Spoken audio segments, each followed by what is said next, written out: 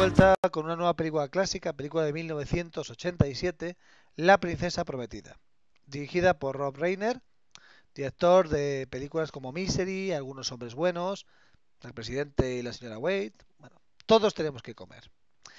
La película está guionizada por el autor Michael Goldman, que escribió 14 años la novela. Es decir, el propio autor de la novela es el que se encarga de hacer la adaptación al cine, con lo que realmente el espíritu de esa novela se encuentra muy presente en esta película.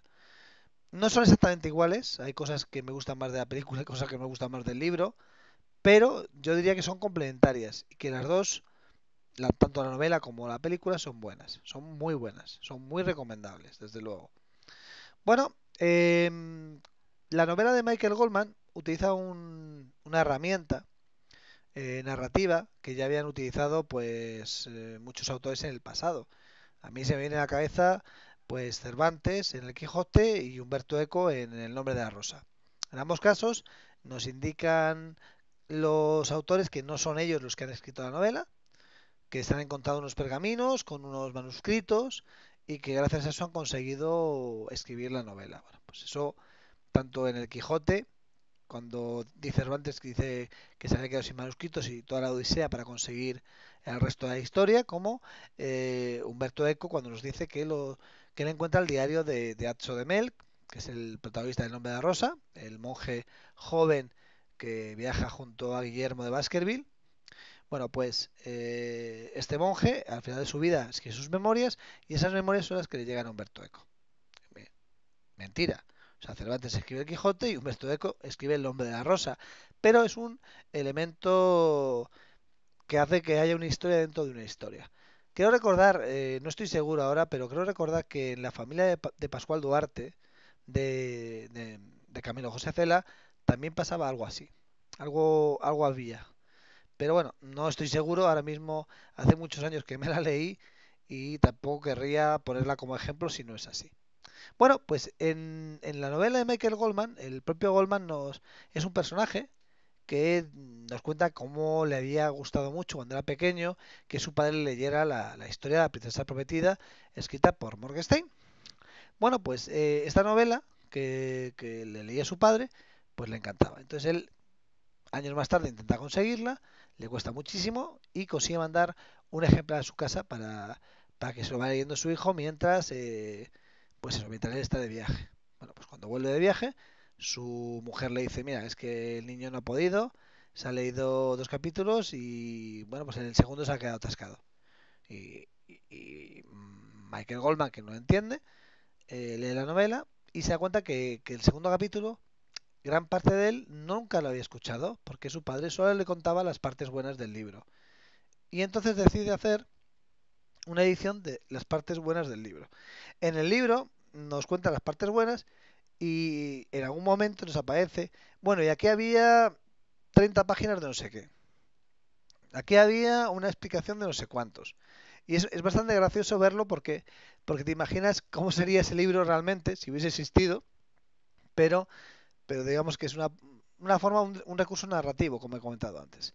En la película no se lleva así. En la película nos encontramos con un chaval que está enfermo, está jugando a los videojuegos en su casa, en su cama, y viene a visitarle a su abuelo para contarle una historia.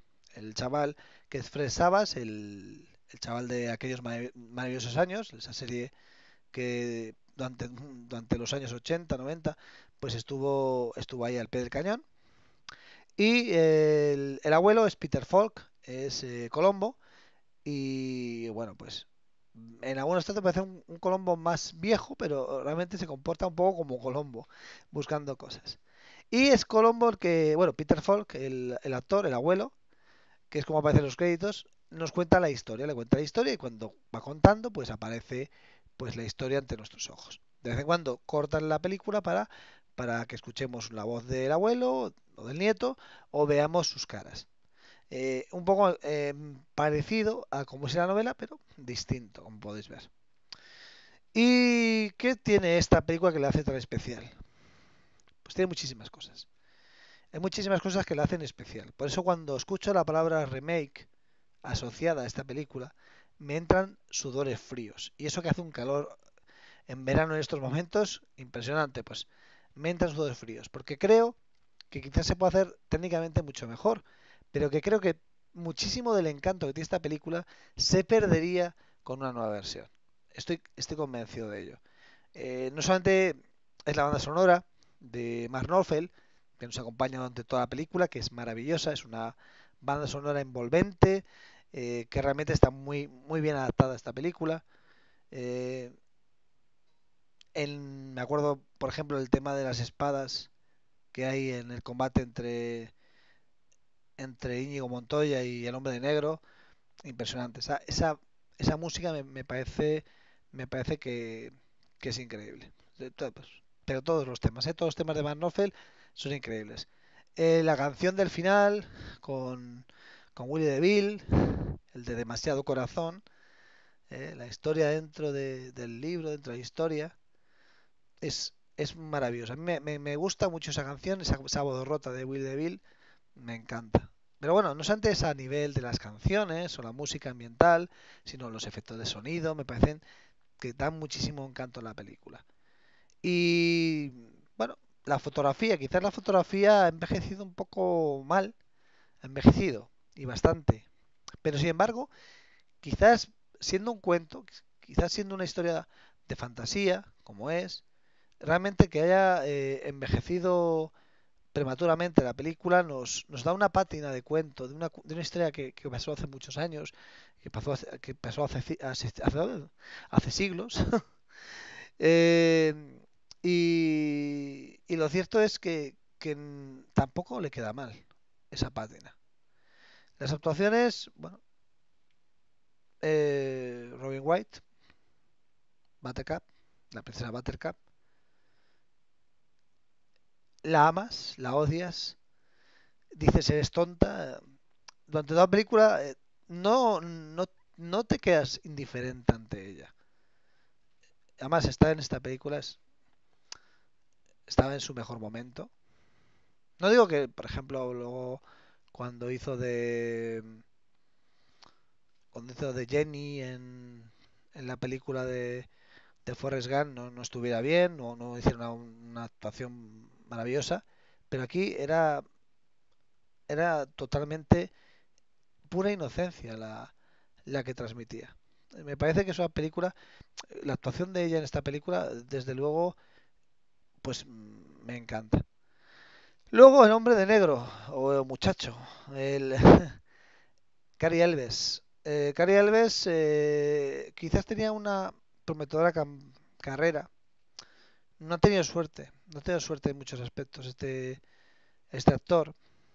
No sé, no sé por qué son los motivos, pero lo tenía todo, tenía talento, era guapo, era joven, pero no sé. Hay actores que eligen muy bien sus carreras y hay otros que las eligen mal, no lo sé. El caso es que a mí me gusta mucho cómo actúa en la película y creo que lo hace bastante bien. Luego, Mandy Patinkin, el Íñigo Montoya, es un personaje que quizás a los españoles nos cale más, pero en Estados Unidos también pasa igual, ¿eh? O sea, Íñigo Montoya es el espadachín, borracho, pendenciero, que sin embargo lo quería tantísimo a su padre que está 20 años buscando venganza contra el hombre que lo mató. Es un personaje entrañable en muchos aspectos, ¿no? Y su frase, yo soy Íñigo Montoya, tú mataste a mi padre, prepárate a morir. Con el hola adelante, eso es importante tenerlo en cuenta. Y cierto es que, que Andrea el Gigante, todo ternura, un luchador de la WWF, todavía no se había convertido a la WWE, que es ahora, la World Wrestling Federation, una mole impresionante, sin embargo, aquí es un gigante con un corazón que no le cabe en el pecho. Pura bondad. Un personaje increíble. ¿Quién no ha tenido admiración por ese gigante, por Andrea el Gigante? Y correr aventuras siendo Íñigo Montoya. Yo creo que es una ilusión, un sueño que hemos tenido todos. Bueno, El resto de los actores también lo hacen bien. El Conde Ruer, el Príncipe Humperdinck, el Milagroso Max. Bueno, el Milagroso Max, qué increíble. El Milagroso Max, que es Billy Crystal con capas y capas y capas de maquillaje, es un personaje inolvidable. De hecho, yo descubrí que era Billy Crystal bastantes años después de ver la película. Y cómo olvidarnos del rey, ese rey que se enteraba solamente de lo que podía.